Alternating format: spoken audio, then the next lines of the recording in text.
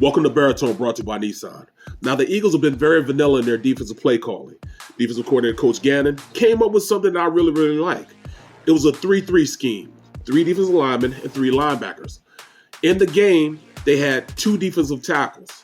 They had Hargraves lined up over the nose, but then they put Fletcher Cox out on the end, and then they had Sweat on the other end. Now, that in itself puts the defense in an awkward position because now Fletcher Cox is playing defensive end position. But then they also had 3 linebackers.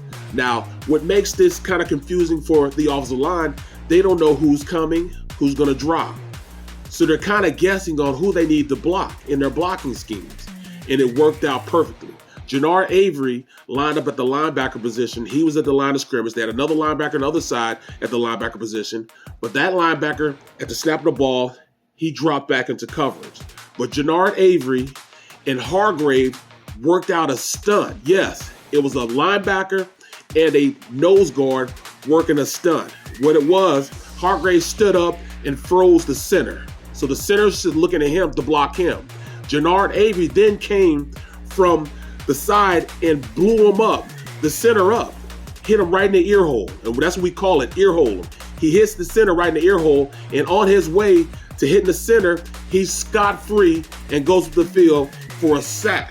Great scheme, conceptually with the 3 down linemen and 3 linebackers. We have to get at the Coach Gannon, but great execution by Jannard Avery and Hargraves on the stunt.